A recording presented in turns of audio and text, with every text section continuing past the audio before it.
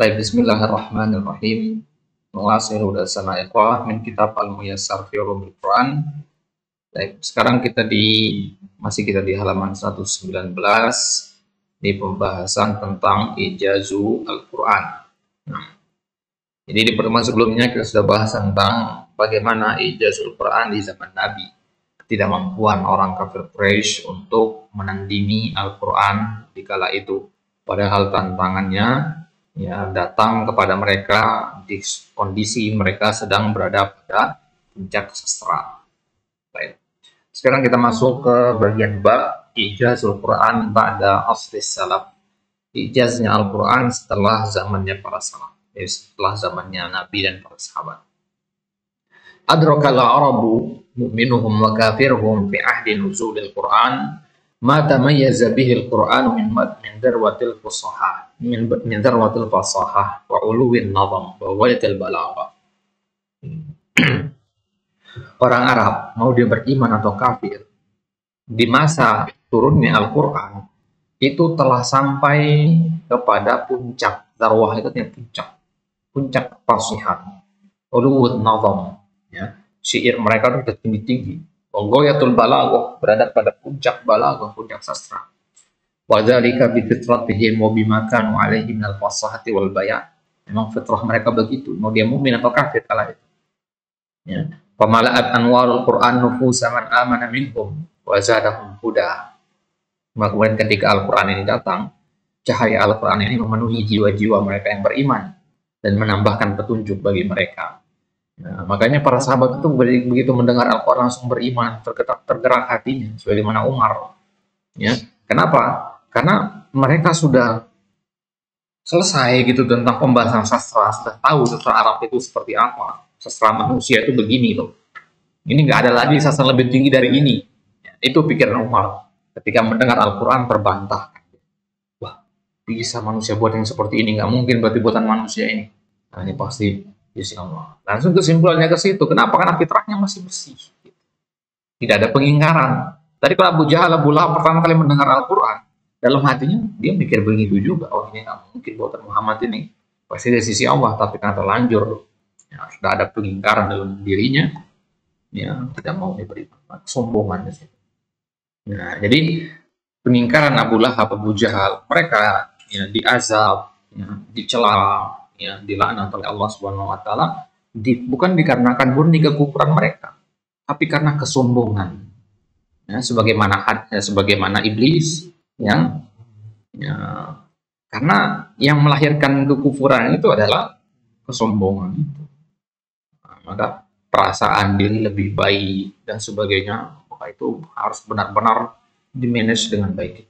Ya, itu awal mula kesombongan itu ketika kita menganggap diri kita lebih baik dari orang lain misalkan, meskipun memang faktanya sebenarnya ya, tapi itu akan minimal akan menghambat kita dari benar-benar menjadi baik. Kenapa? Karena kita sudah merasa diri baik, ngapain lagi saya berusaha untuk memperbaiki diri saya. Ya, maka kata para ulama, tidak ada pasien yang paling susah untuk diobati selain pasien yang sudah merasa dirinya sembuh padahal dia tidak sembuh, begitu. Penyakitnya makin parah tapi dia merasa ya tidak sakit. Yang seperti ini yang paling susah untuk diobati. Baik. Wa hakadha talaqahu at-tabi'un wa tabi'uhum man ba'dahum. Wa lam yunqal anhum annahum nakashu qadiyata ijazil Qur'an annahum adraku bi fitratihim falam yahtaju ila imali fitratihim. Maka nggak pernah Nabi itu menjelaskan balaghahnya Al-Quran itu begini. Nggak perlu dijelasin karena begitu dengar Al-Quran langsung paham mereka. Oh, saya mengira sastra itu hanya sampai segini, ya. Sampai syair-syair ini saja, ternyata ada ucapan yang lebih indah, ya, lebih menakjubkan dari syair-syair buatan manusia. Ya. Karena yang benar, kalau untuk semakin mempelajari bahasa Arab, maka semakin tahu kok bisa kalimatnya begini, ya.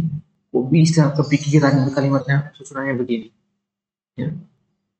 Nggak usah jauh-jauh, kalimat di dalam surat Al-Fatihah saja, Alhamdulillahirabbil alamin. Itu susunan dalam bahasa Arab, itu susunan mubtada khobar, itu sebenarnya gampang sebenarnya, ya. Tapi pemilihan katanya, kenapa alhamdu bukan as-sana, ya, kenapa bukan al-madhu, kenapa lillah bukan ilallah, ya, kenapa dipilih di situ kata rabbil alamin bukan kata ilahil alamin misalkan. padahal maknanya sama. Ya. Ya, tapi pemilihan kata itu dari sisi keindahan pengucapannya, dari sisi maknanya, dari segala sisi itu sudah memang ini diksi yang paling pas gitu. Ya, nah, semakin kita pelajari balaghah, belajar bahasa, ya semakin tersingkap sedikit demi sedikit hal-hal seperti itu. Nah, lakin nasya'a ba'da dzalika. Jadi di zaman para sahabat tabi'in dan tabi'ut tabi'in itu nggak pernah ada orang-orang yang berusaha untuk mendebat Al-Quran sebagai sebuah mukjizat. Semua mereka mengakui. Ya. Lakin nasya'a ba'da dzalika ajyalun. Tapi muncullah setelah zaman para tabi'ut tabi'in ini generasi-generasi yang qasurat ma'arifuhum wa afhamuhum. Ya, pengetahuan mereka, pemahaman mereka itu terbatas. Ya, mereka tidak idrak makna ijazul Quran, mereka tidak memahami makna sebenarnya dari ijazul Quran, wa fahmi haqiqatihi, mereka tidak memahami hakikat dari ijazul Quran itu. Wa usirat hadhihi qadiyah fi bahthi sirril ijazi wa haqiqatihi wa bayan wujuhi wa anwa'ihi. Maka kemudian mereka pun ya mendiskusikan dan membahas permasalahan rahasia ijaz dan hakikat ijaz Al-Quran ini. Mereka mencoba cari-cari celah begitu. Maka mereka mendatangkan hal-hal yang belum pernah dibahas oleh para ulama terdahulu. Ya. Wa min thama ikhtalafal khaiduna fi dzalika al aqwalin adidah. Ya. Maka kemudian orang-orang yang mendalami pembahasan ijazul Quran ini memiliki pendapat yang berbeda-beda ya tentang ijazul Quran ini. Pendapat yang pertama mengatakan inna ijazahu fi tadammunihi al-umur al-ghaibiyah bi mukhtalif anwa'iha as-sabiqah wal lahiqah. Pendapat yang pertama mengatakan bahwasanya Al-Qur'an itu dikatakan mukjizat karena dia tadammun, mengandung al-umur al-ghaibiyah, perkara-perkara gaib. Ya, entah perkara itu sudah terjadi atau belum terjadi, tentang hari kiamat yang belum terjadi, kemudian tentang kejadian peperangan yang Nabi tahu hasilnya sebelum peperangan itu terjadi. Nah, itu kan bukti bahwasanya itu adalah perkara yang gaib. Tapi ya, itu ada di dalam Al-Quran. Gitu. Ini menunjukkan Al-Quran itu mukjizat. Ini makna mukjizat versi pendapat yang pertama. Pendapat yang kedua mengatakan Al-Quran itu mukjizat fi tadammunihi uluman wa ma'arifa mutajaddidatan lam ta'had al-arabu min tibbin wa falakin wa tashri'atin wa ghairi dzalik. Itu mengatakan bahwasanya Al-Quran itu dikatakan mukjizat karena dia di dalamnya mengandung ilmu-ilmu dan pengetahuan baru yang tidak dikenal oleh orang Arab kala itu. Ya, entah itu ilmu kedokteran, ilmu astronomi, ya, ilmu syariat, ya, itu hal-hal yang baru. Ya. Ya, dari mana orang Arab tahu kala itu bahwasanya ada lautan yang tidak tercampur. Ya, ya, ada sungai di dalam laut. Dari mana orang Arab tahu kala itu? Kan jauh dari laut. Ya. Tapi itu disebutkan dalam Al-Quran. Nah, berarti Al-Quran ini adalah mukjizat dari sisi ini. Nah, ini pendapat yang kedua. Wal asah annal wajh al-mutahadda bihi al-mu'jiz ijazan taman fi jami ayat al-Quran huwa nazmul Quran al-badi' lughatan wa balaghatan wa usluban. Wal asah, pendapat yang paling benar di sini kata penulis ini adalah ya, kenapa Al-Quran itu dikatakan mukjizat dari sisi bahasanya, dari sisi sastra dan dari sisi uslubnya. Ya. Dari sisi ini, bukan dari sisi kandungan, bukan dari sisi perkara gaibnya. Memang benar Al-Quran itu mengandung perkara-perkara gaib. Ya. Al-Quran itu mengandung ilmu-ilmu yang belum ada dikenal oleh orang Arab sebelumnya. Memang benar itu.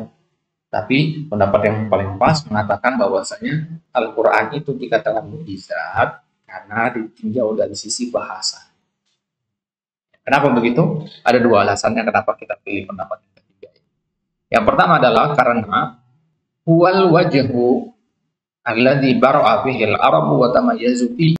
Inilah sisi orang Arab mahir di dalamnya. Nah, orang Arab kala itu mereka meskipun jahiliyah, meskipun barbar di kala itu, mereka yang paling mereka banggakan dari diri mereka adalah sastra mereka. Jadi mereka mungkin merasa minder melihat kekayaan bangsa Romawi, kesejahteraan bangsa Persia, peradaban mereka yang bagus. Ya. Tapi mereka tetap membanggakan sastra mereka. Ya, kebanggaan itu diturunkan dari generasi ke generasi sampai sekarang orang Arab itu sangat bangga dengan bahasa mereka. Nah, ya, dunal aujihil ukhra lidza tahdahumullahu ala an yatu bi suratin mislihi. Kita katakan Al-Qur'an itu adalah mukjizat dari sisi bahasa karena dari sisi bahasa inilah Allah menantang mereka. Nah, berarti Al-Qur'an itu mukjizat karena bahasanya. Kemudian alasan yang kedua, annahu al-wajhul wahidul ladzi yantazimu fi kulli suratin bila istisna. Ini adalah sisi satu-satunya yang ada pada setiap surat tanpa pengecualian. Kalau perkara gaib tadi kan nggak semua ayat Al-Qur'an ada perkara gaib.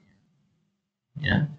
Ya, kemudian pendapat yang kedua tadi mengatakan ya, ilmu-ilmu baru. Tidak semua ayat Al-Qur'an mengandung ilmu-ilmu baru ya. Tapi kalau bahasa, keindahan bahasanya semua ayat ada. Gitu. Ya, bikhilafil aujil ukhra allati tujadu fi ba'di suwar wa yatafallahu bil ba'dil akhar. Wa amma ma dzukira min wujuhin ukhra. Nah, ini dia dua alasan kenapa kita pilih pendapat yang ketiga, bahwasanya Al-Qur'an dikatakan mukjizat karena bahasanya. Wa amma ma dzukira min wujuhin ukhra ka ijazihil ghaibi wa tasyri'i fa hadhihi kulluha tu'addu min dalailin nubuwah. Ya, adapun sisi ijaz Al-Qur'an karena dia mengandung perkara yang gaib atau pensyariatan hal-hal yang baru, maka ini bukan mukjizat namanya, ini namanya dalail an-nubuwah, tanda kenabian.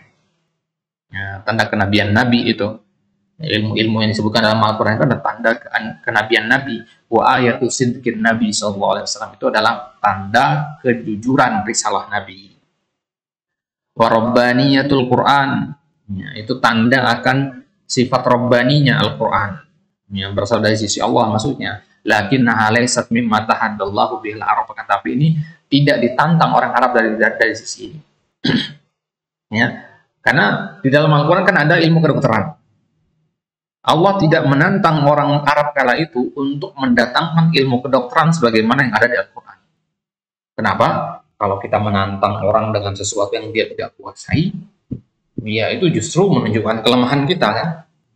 Nah, antum tantang dokter untuk berantem tinju misalkan di atas ring, ya, itu menunjukkan antumnya yang lemah. Ya, karena kalau antum beneran kuat, ya antum tantang, ya boxer antum tantang.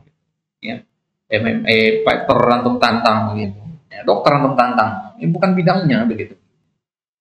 Ya, maka bukan dari sisi ini Allah menantang orang-orang kafir Quraisy kala itu, tapi dari sisi nubuwah. Baik. Lakin lil jam'i baina aqwalil ulama fi qadiyati ijazil Qur'an, akan tapi untuk kita mengkompromikan antara pendapat yang ketiga tadi berkaitan dengan masalah ijazil Quran ini, wa izalatu ma qad yabdu min ta'arud, untuk demi menghilangkan kemungkinan adanya kontradiksi, wa adam ihmali ma qila min asrar Quran wa dalail sidqin yumkin an nantahiya ila natijatin mulakhasuka anna ijazil Quran bi asri nubuwah alladhi ajazal arabu huwa fi nazmihi wa bayanihi. Untuk mengkompromikan ucapan-ucapan itu bisa kita katakan begini, bahwasanya mukjizat Al-Quran di zaman Nabi itu adalah terletak pada lugah, pada bahasanya, pada penjelasannya. Wa anna ma adrakahu al-ulama'u ba'da dzalika min wujuhin ukhra ja'a mu'azzizan lil ijaz wa mu'akkidan sidqan nubuwah. Nah, perhatikan cara wajah kompromi di sini. Jadi di masa Nabi Al-Quran itu dikatakan mukjizat dari sisi lugahnya. Ya, adapun dari sisi yang pertama tadi, yaitu perkara gaib dan ilmu-ilmu baru, ya, itu adalah pendukung, penguat dari ijaz yang di zaman Nabi. Gitu. Kenapa? Karena justru banyak dari ayat-ayat Al-Quran yang mengandung ilmu-ilmu baru itu, kemudian dipahami dengan, maksudnya, ya, dikonfirmasi kebenarannya itu, ya, jauh setelah Nabi, setelah zaman para sahabat. Gitu. Misalkan tentang bertemunya dua lautan. Para sahabat waktu itu nggak bisa mereka semua mengkonfirmasi itu pergi ke lautan. Yang mana jauh dari mereka, itu samudra mana letaknya. Nah, laut merah apa? Jauh sana ya. Ya mereka nggak mampu untuk mengkonfirmasi itu. Tapi sekarang kan dengan adanya teknologi, yang kita googling saja itu sudah ketemu. Nah, bisa kita konfirmasi kebenarannya. Nah, maka cara mengkompromikan pendapat-pendapat yang tiga tadi, kita katakan bahwasanya dua pendapat yang pertama itu adalah pendukung dari pendapat yang ketiga. Ya, gampangnya begitu. Baik.